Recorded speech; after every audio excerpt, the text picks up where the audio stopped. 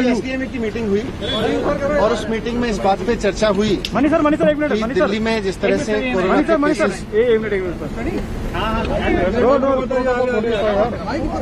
अभी एसडीएम की मीटिंग में इस बात पे चर्चा हुई कि दिल्ली में 15,000 बेड्स की आवश्यकता होगी। 15 जुलाई तक 33,000 बेड्स की आवश्यकता होगी और 31 जुलाई तक 80,000 बेड्स की आवश्यकता होगी कोरोना के मरीजों के लिए। और मामले कितने तक हो सकते हैं? 15 जून तक 44,000 केसेस होंगे और करीब 6,600 बेड्स की आवश्यकता होगी। 30 जून तक 1 लाख केसेस पहुंच जाएंगे और 15,000 बेड्स की आवश्यकता होगी। 15 जुलाई तक करीब 2.25 लाख केसेस हो जाएंगे और 33,000 बेड्स की आवश्यकता होगी और 31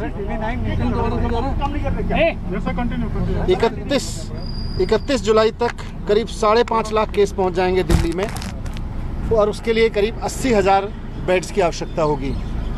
ये तब है जबकि अब तक थोड़े दिन पहले तक लॉकडाउन चल रहा था और अभी तक दिल्ली के हॉस्पिटल्स में दिल्ली के ही जो निवासी हैं, वो चाहे कहीं से भी, जो आदमी आज दिल्ली में रह रहा है वही दिल्ली के हॉस्पिटल तक आ पा रहा था, जो दिल्ली सरकार के प्राइवेट हॉस्पिटल्स हैं।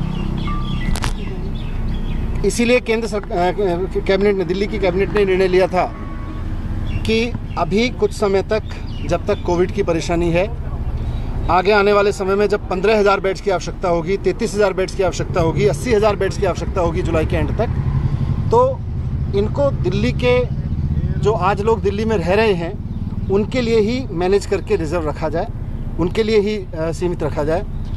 लेकिन कल एलजी साहब ने उस फैसले को पलट दिया था।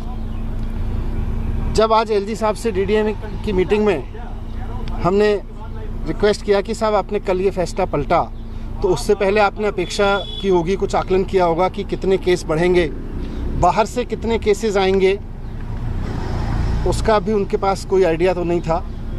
मैंने उनसे ये भी रिक्वेस्ट किया कि सर, हो सकता है आपने इस बात का भी आकलन किया होगा कि कितने बेड्स की आवश्यकता पड़ेगी वैसी स्थिति में जब सारे देश से दिल्ली में केस आएंगे, तो उसका भी उनके पास आकलन नहीं था। इतना ज़रूर है कि अगर पुराने ग्रोथ रेट को माने दिल्ली में, तो 12.6 डेज़ पर जो डबल होने का है, उसमें सबकी सहमति थी कि आने वाले समय में 30 जून तक दिल्ली में 15,000 बेड्स चाहिएंगे, 15 जुलाई तक 33,000 और 31 जुलाई तक 80,000 बेड्स चाहिएंगे। तो ऐसे में एलजी साहब ने जो कल फैसला लिया कि दिल्ली के हॉस्पिटल्स को सबके लिए खोला जाए, उससे दिल्ली के जो लोग अब दिल्ली में रह रहे हैं उनके लिए बड़ा संकट पैदा हो गया है। हमने एसडीएम की मीटिंग में ये मुद्दा उठाया था, एलजी साहब ने उस पर सहमति नहीं जताई। अब उसकी जिम्मेदारी कौन लेगा?